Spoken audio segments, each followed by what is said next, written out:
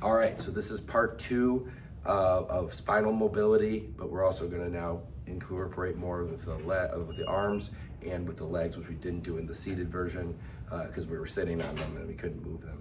The chair was in the way. So here we are, we're kind of leaning over the countertop. This is where you want maybe something a little higher up, like an actual counter versus a table, where you could have gotten away with in the seated one. We're gonna be in this counter position. I'm gonna kind of keep my back neutral, kind of straight. I'm thinking about those wings. My upper wings are pushing forward through my spine and ribs. My lower wings and the low back are pushing back to keep a more neutral spine. Very subtle S-curve here.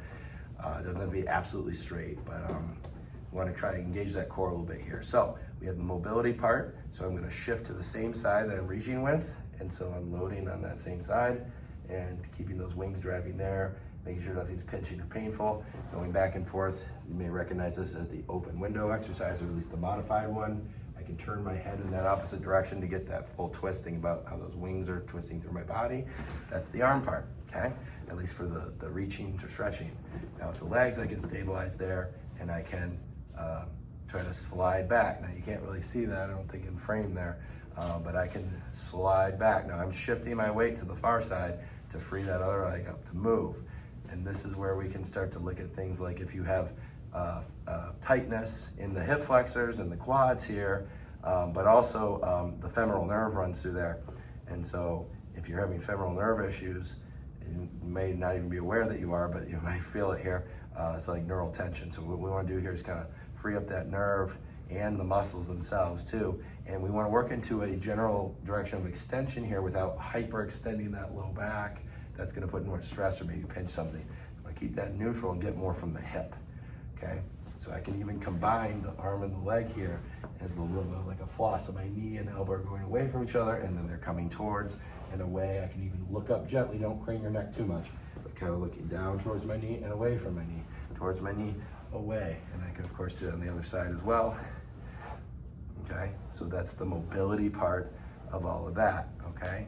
So now, more strength or functional mobility, we're going to go with arms again first. Oh, we can do the opposite side here too. So if I reach across now, right, I can give it a little more twist.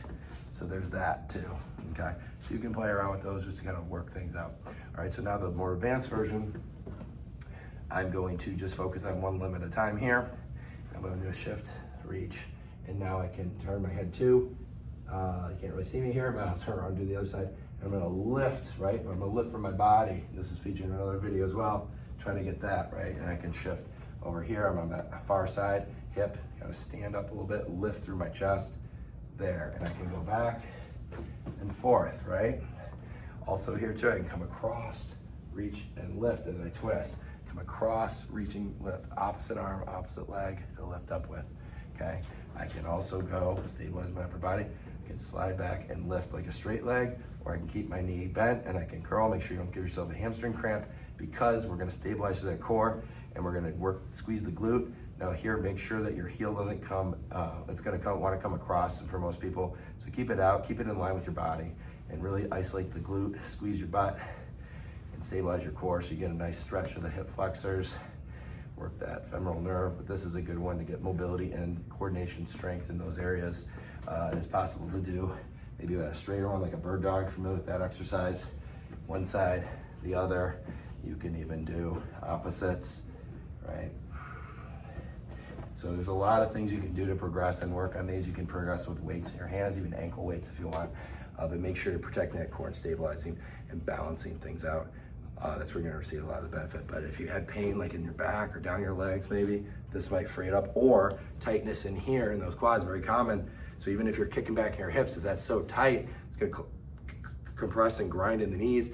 Maybe that's preventing you from squatting and doing those kinds of things. So that can help to free it up and allow you to maybe do that smoothly and without pain or difficulty.